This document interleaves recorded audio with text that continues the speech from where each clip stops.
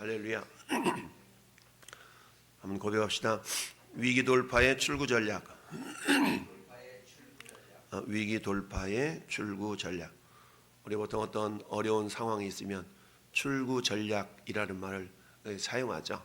야, 이 문제, 이 상황, 이 어려움을 어떻게 헤쳐나갈 길이 있냐 라는 이야기를 하면서 출구 전략이라는 말을 많이 하죠. 주식시장에 주가가 곤두박질 쳐요. 금리가 막 올라가요.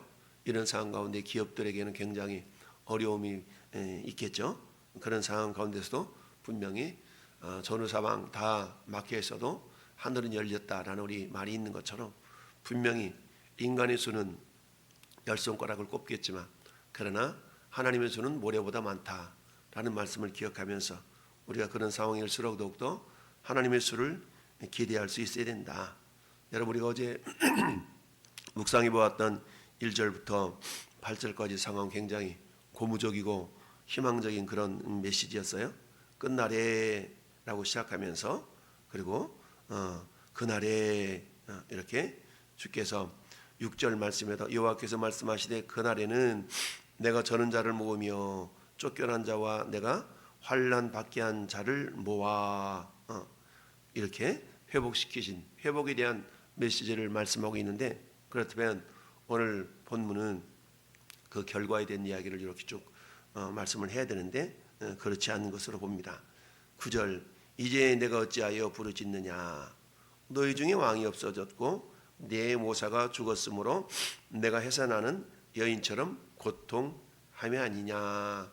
그러니까 주님이 끝날에 그날에 정말 예수 그리스도께서 평화를 선포하고 그런 날이 있을 것을 이렇게 말씀하셨음에도 불구하고 이제 어째 부르짖느냐 라고 여전히 어려운 상황을 말씀하고 있습니다. 그러면서 9절에도 이제 11절에도 이제 이렇게 이제라고 얘기를 하고 있죠. 우리가 흔히 구원의 길을 걸어가는 우리들이 고백하는 말 중에 우리는 이미와 아직 사이를 살아가고 있다라고 얘기하죠. 이미 우리는 예수 그리스도를 말미암아서 구원받았고 그리고 우리의 이름이 영원한 하늘나라 생명책에 기록되어 있어요. 그러면 구원받은 우리는 이 땅에 살아가되 믿지 않는 사람들과는 전혀 다른 평안하고 그야말로 안전하고 이런 모습으로 살아갔으면 좋겠는데 현실은 그렇게 녹록지만은 않지요. 그래서 믿지 않는 자들이 당하는 고난을 우리 믿는 사람들도 당해야 되고, 정말 그렇다면 내가 예수 믿는 그 믿음의 보람이 뭐냐 라고 푸념하고 투정을 부릴 정도까지 그런 삶의 현실이 녹록지 않다라는 우리는 이미 경험하고 있죠. 그러나 그럼에도 불구하고 우리에게 소망이 있는 것은 뭡니까? 이 땅의 삶이라는 것은 너희 인생은 뭐냐? 잠시 보이다 없어질 안개와 같다라고 말씀하고 있죠. 이 말씀은 시편 90편에 모세가 고백했던 말씀을 야고보 사도가 인용한 이야기인데요. 우리 인생의처럼 굉장히 짧고 화살처럼 금방 지나가는 것이 인생이다. 그런데 그것으로 끝이 아니라 우리에게는 영원한 축복의 삶이 우리 미래에 기다리고 있다라는 얘기죠. 여러분, 우리 학생들이 열심을 다해서 공부하고 머리 싸매 공부하고 이렇게 공부하는 이유는 뭐예요? 그들이 좀 더 나은 대학을 진학을 해서 좀 더 나은 사회적인 위치를 점하기 위해서 그렇게 열심히 노력하고 수고한 거 아니겠어요? 만약에 그런 수고 없이 그저 아무 대학이나 갈 수 있고 이렇다 그러면 굳이 공부하려고 하지 않겠죠. 그래서 경쟁이라는 것은 물론 나쁜 면도 있지만 그 경쟁을 통해 자기 실력을 개발할 수 있고 이런 어떤 장점이 있는 것이죠. 그런 상황에서 현재의 어려움들, 고난들은 어때요? 미래를 바라보면서 그걸 이겨내는 것이죠. 비록 하나님께서 그날에 그 칼을 쳐서 보습을 만들고 창을 쳐서 낫을 만들 것이며 이 나라와 저 나라가 다시는 전쟁 연습을 않는 그런 때가 반드시 있다라고 말씀하셨으면 그 결과가 빚어져야 되는데 아직은 그런 약속이 있다 할지라도 아직은 우리 현실은 그렇지 않다라는 것이죠. 그러면서 내가 어찌하여 부르짖느냐 너희 중에 왕이 없어졌고 내 모사가 죽었으므로 내가 해산하는 여인처럼 고통함이냐. 여러분, 해산하는 여인의 고통은 어때요? 아이를 낳아야 고통이 사라지죠. 그 해산은 고통이 힘들다고 그래가지고 이 고통 좀 제거해줘. 아무리 그런다고 해서 고통이 사라지는 게 아니고 애를 낳아야만이 고통이 사라지는 거 아니겠습니까? 그러나 그 고통 이면은 어때요? 자녀를 품 안에 하는 그 어미의 기쁨, 아비의 기쁨이라는 것은 말로 표현할 수가 없겠죠. 그래서 뭐라고 말씀하고 있습니까? 딸 시온이여, 지금 주전 700년경의 상황은 어떤 상황이라고 그랬어요? 히스기 왕 시대 때에 북쪽 아수리에 의해서 북쪽 이스라엘이 멸망을 당하였고, 그에 내친 김에 남쪽 유다마저도 정말 침범해 오려고 18만 5천 명의 아수르 사네립의 군대가 막 에워싸고 있는 그런 상황이잖아요. 그런 상황 가운데서 여러분 열왕기하 한번 우리 볼까요? 열왕기하 19장 한번 봅시다. 열왕기하 19장. 열왕기하 19장.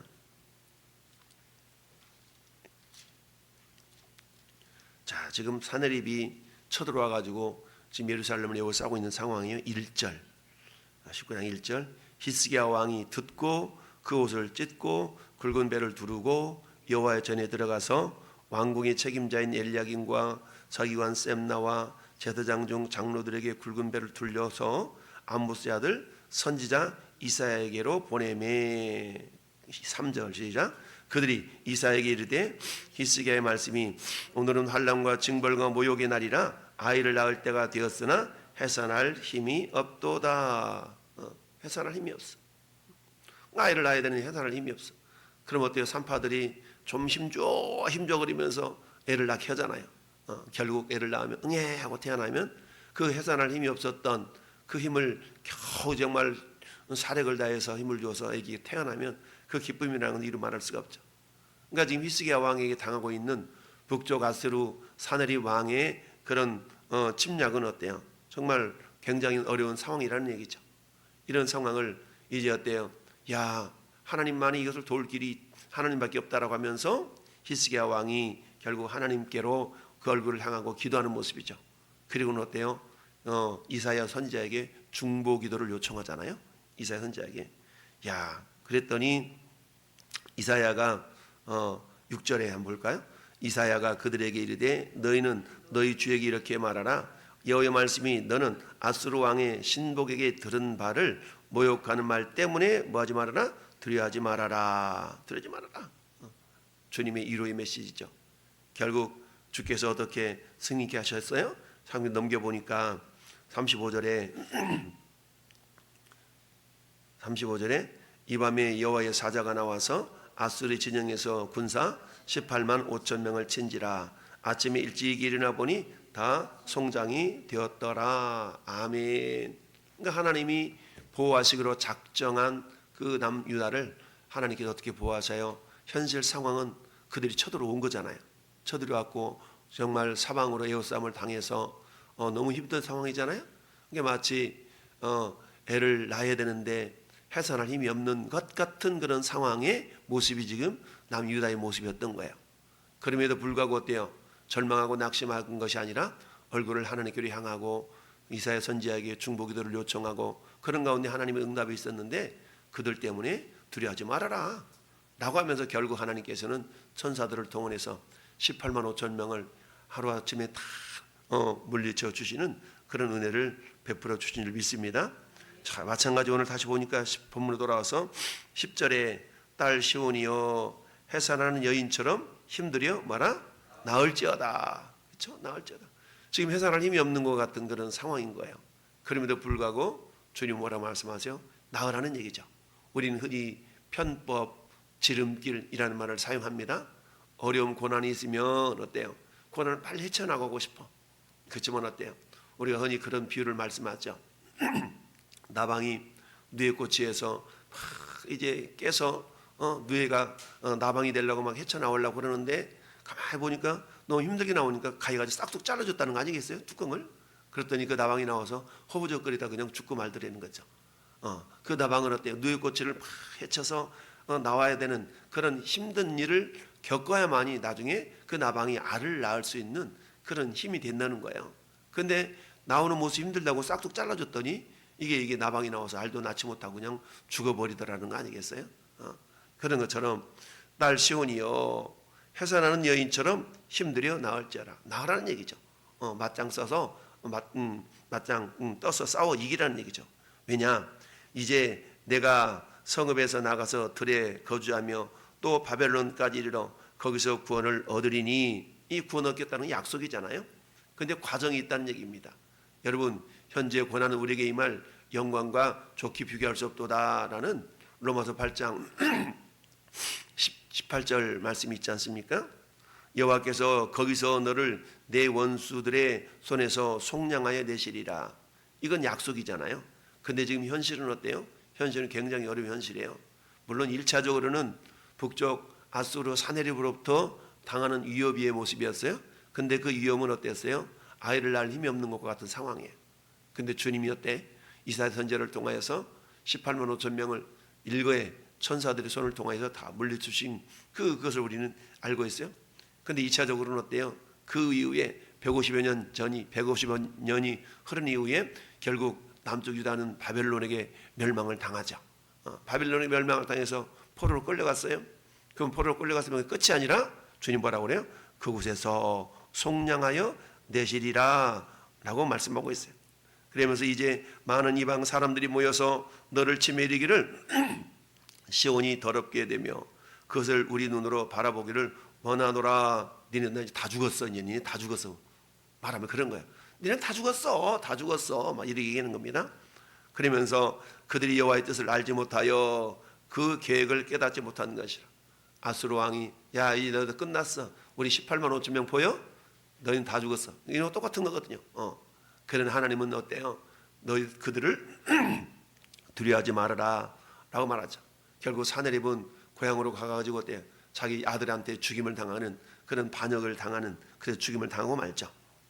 자, 그런 것처럼 그들이 여호와의 뜻을 알지 못하며 그의 계획을 깨닫지 못한 것이라. 여호와께서 곡식단을 타작마당에 모음같이 그들을 모으셨나니. 13절에 딸 시온이여 일어나서 칠지어다. 일어나서 칠지어다. 우리 이사야 60장에 일어나 빛을 발하라, 일어나라라고 그랬죠. 일어나라는 말이 쿰이라는 단어인데, 일어나라라는 명령어라고 하죠. 꿈이 일어나 빛을 발하라. 꿈이 오리라는 말씀처럼 오르라는 말이 빛이거든요. 빛을 발하라는 말이 오리라는 뜻인데, 꿈이 오리, 일어나 빛을 발하라 라는 것처럼 오늘 주님 뭐라 말씀하세요? 일어나서 칠지어다. 일어나서 칠지어다. 일어나서 치리는 겁니다. 일어나라라는 꿈이 치라라는 말은 와도시라는 말이에요. 와도시. 일어나서 쳐라. 일어나라 쳐라. 꿈이 와도시라는 말인데, 시온이여 일어나서 칠지어다. 내가 내 뿔을 무쇠 같게 하며 내 굽을 놋 같게 하리니. 결국 하나님께서 어때요? 싸워 이기게 하시겠다라는 얘기죠. 그러니까 해산하는 여인처럼 해산할 힘은 없지만 다 나으라는 거죠. 이 말이 무슨 말이에요? 하나님께 수가 있다라는 이야기죠. 내 뿔을 무쇠 같게 하며 내 굽을 놋 같게 하리니 내가 여러 백성을 쳐서 깨뜨릴 것이라. 내가 그들의 달체물을 구별하여 여호와께 드리며 그들의 제물을 온 땅에 주께 돌리리라. 그러니까 뭐하라? 일어나서 칠지어다. 일어나라는 거예요. 구미 와도시라는 말로 주께서 일어나 쳐라. 왜냐하면 싸움은 이스라엘 백성들한테 맡겨두신 것이 아니라 주님이 친히 앞서 나가 싸우신다라는 얘기입니다. 여러분, 우리가 여호수아가 저 이제 길갈로 이제 가나안 땅으로 건너가는데 여호와의 군대 장관이 탁 앞서고 있잖아요. 그때 여호수아가 말하잖아요. 우리를 위하느냐 적들을 위하느냐. 나는 여호와의 군대 장관으로 너희를 도와주기 위해서 왔다라고 말씀하잖아요. 이처럼 하나님은 우리에게 한번 싸워 이겨 라고 하실 때에 우리에게 홀로 싸우라고 하지 아니하시고 우리 앞서 행하시며 우리와 동행하시며 이기게 하시는 하나님의 줄 믿습니다. 우리가 이기는 승리는 이것이니 우리의 믿음이니라 라는 그런 요한일서의 말씀처럼 우리를 사랑하신 이로 말미암아 우리가 넉넉히 이긴다 라는 그런 말씀을 우리가 기억하면서 오늘 주님은 어때요? 가깝게는 이처럼 아수르 군대를 물리쳐 이기게 하셨던 하나님의 권능의 손길, 또 바벨론 포로로부터 돌아가 하셨던 하나님의 회복의 능력, 그런 일들이 이제는 어때요? 예수 그리스도의 초림으로 이미 마귀 사탄은 이미 결박당한 상태가 되었잖아요. 그러나 완전한 승리는 예수 그리스도께서 이 땅에 재림하시는 날 완전한 신천신지 새 땅이 이루어진다는 사실을 기억하면서 그 일에 우리 주님은 10고을 권세를 차지하라, 5고을 권세를 차지하라 라는 것처럼 주님과 함께 왕노릇할 날이 반드시 우리 앞에 기다리고 있다는 사실을 기억하면서 오늘 하루도 우리는 어때요? 믿는 자나 믿지 않는 자나 동일한 고난이 당할 수가 있지만 그러나 다른 점은 뭡니까? 우리에게는 소망이 있다라는 얘기죠. 이 땅의 삶이 전부가 아니라 영원한 하늘나라에서 주님과 함께 영원히 왕노릇할 그날이 분명히 있음을 알기 때문에 마치 히브리서 11장의 믿음의 선진들의 모습이 그런 모습 아니겠어요? 어떤 사람들은 여러 가지 어려움 속에서도 어때요? 구차히 죽음을 면하려 하지 않았다고 그랬잖아요. 왜냐? 더 나은 부활이 있음을 믿었기 때문에 그렇다라는 얘기입니다. 그렇습니다. 우리에게 분명히 죽어도 다시 사는 부활의 믿음이 있습니다. 이 부활의 능력을 이 땅에 오셔서 보여주신 예수께서 부활의 첫 열매가 되셨잖아요. 우리는 그 주님을 기대하며 기억하면서 내일 또 성탄절을 맞이해서 주님이 온 인류를 구원하시기가 이 땅에 아기 예수로 오셨는데 그 오심을 우리가 기억하며 기뻐하며 그 주님으로 인하여서 악한 마귀 사단의 권세를 넉넉히 이기고 마침내 주님과 함께 영원한 나라 왕노릇할 그날을 기억하면서 오늘 하루도 믿음으로 맞짱떠서 나가 싸워 일어나서 칠지어다. 따라합시다. 일어나서 칠지어다. 그렇습니다. 우리가 말씀의 검, 성령의 검, 곧 말씀의 검으로 잘 무장해서 악한 사단의 괴계를 능히 물리치기는 우리 모든 성도가 될 수 있기를 예수님의 이름으로 축원합니다. 아멘.